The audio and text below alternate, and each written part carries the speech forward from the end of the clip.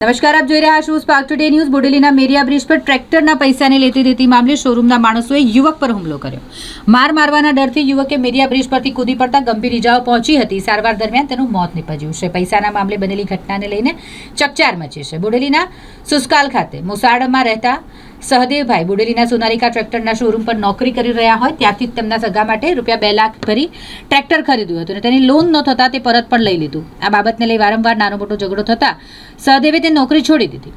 ગતરોજ સવાર 11 વાગ્યાના અરસામાં સહદેવ સુસ્કાલથી નીકળી બોડેલી તરફ બાઇક લઈને આવતો હતો અને એ વખતે બોડેલીના મેરિયા બ્રિજ પર શોરૂમના માલિક અને બીજા 3 વ્યક્તિઓએ સહદેવને બ્રિજ પર રોકી અને ઝઘડો કર્યો। ટ્રેક્ટર શોરૂમના માલિક જિગ્નેશભાઈ સહદેવની ફેટ પકડી થપ્પડ મારી અને ગાળો બોલ્યા। પૈસા આપી દે નહીં તો જાનથી મારી નાખીશું એવી ધમકી પણ આપી। વધુ માર મારશે તેવા ડરથી સહદેવ બ્રિજ પરથી નદીમાં કૂદી પડ્યો। ઊંચાઈ પરથી નદીના પથ્થરો પર પટકાતા તેને ગંભીર ઇજાઓ પહોંચી। ઘટના સ્થળે લોકોના ટોળા એકત્રિત થઈ ગયા ત્યારે પોલીસ પણ ઘટના સ્થળે પહોંચી ગઈ। ગંભીર રીતે ઇજાગ્રસ્ત થયેલા સહદેવને 108 એમ્બ્યુલન્સ દ્વારા બોડેલીની ખાનગી હોસ્પિટલમાં ખસેડવામાં આવ્યો અને જ્યાં તેનું મોત થતાં ચકચાર મચી છે।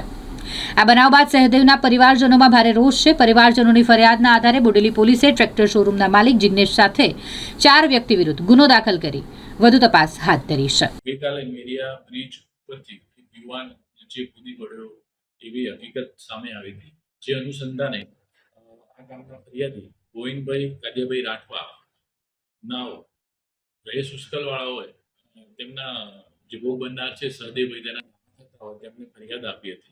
જે અનુસંધાને આ સહદેવભાઈ અગાઉ સોનાલિકા ટ્રેક્ટર એનો શોરૂમ છે ત્યાં નોકરી કરતા હતા અને જે ટ્રેક્ટર સંબંધીને અપાવી એમાં લોનના પૈસાની લેતી દેતી બાકી હતી। જે અનુસંધાને સોનાલિકા ટ્રેક્ટરના માલિક તેમના પાસે ઉઘરાણી કરતા હતા અને જ્યારે ગઈકાલના રોજ આ ભોગ બનનાર સહદેવભાઈ સુસ્કાલથી બોડેલી કામે આવતા હતા ત્યારે મેરિયા બ્રિજ ઉપર આ ટ્રેક્ટરના શોરૂમના માલિક જિગ્નેશભાઈ ઈશ્વરભાઈ તેમજ તેમના સાથેના ઈસમો જિગ્નેશભાઈ તાંદલજાવાળો, હેમંતભાઈ અને એક બીજો અજાણ્યો ઈસમ એમ 4 જણાએ તેને રસ્તા વચ્ચે રોકી અને તેને મારકૂટ કરી હતી અને તેમના પૈસા બાબતની ઉઘરાણી બાબતે મારકૂટ કરી હતી। તો વધુ મારશે એ ડર લાગતા ઈસમ તેમનાથી પીછો છોડાવી અને બ્રિજના નીચે કૂદી પડ્યો હતો, જેમાં તેને ગંભીર ઇજાઓ થઈ હતી। જે બનાવની ગઈકાલ રાતે બીએનએસ કલમ 110, 115(2), 126(2), 351(3), 352 અને કલમ 54 મુજબની ફરિયાદ ગઈકાલ રાતે દાખલ કરી દેવામાં આવી હતી। આ ભોગ બનનાર સહદેવભાઈ સારવાર દરમિયાન વહેલી સવારે મૃત્યુ પામ્યા હતા। બાદમાં એફઆઈઆરમાં કલમ 105 બીએનએસ કલમ 105 મુજબનો ઉમેરો કરી આગળની તપાસ ચાલુ કરી હતી, જેમાં તેમનું પીએમ કરી અને તેમના વાલીને તેમની જે ડેડ બોડી હતી સોંપી હતી। આ ગુનાના કામે તપાસ પીએસઆઈ શ્રી વીએન ચાવડાના કરી રહ્યા છે અને આરોપીઓ પકડવા માટેની તજવીજ ચાલુ છે।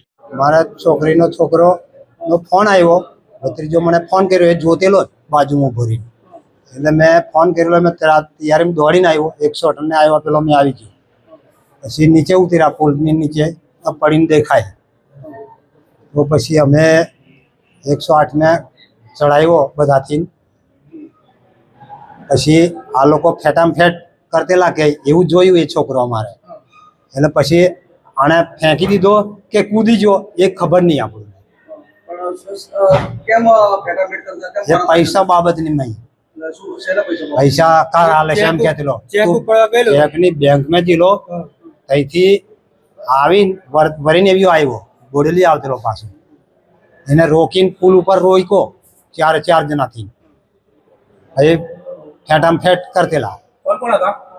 એ આપણે જીગો શોરૂમ વાળો, સુરત વાળો જીગો, અને એક 14 જીગો કરીને છે, પછી એક હેમંત કાકો ડભોઈનો છે, એક ચાચોકનો છે ટ્રેક્ટરનો સાફ કરવા વાળો। મારું નામ કલ્પેશભાઈ શાંતિલાલ રાઠવા સુસ્કાલ। અમારો ભાનો બોડેલીથી ઘરે જતો હતો, તો 2-3 જણા આવ્યા, ઉપરથી માર્યો અને ઉપરથી પુલ પર ફેંક્યો સહદેવભાઈ સુરેશભાઈ રાઠવા।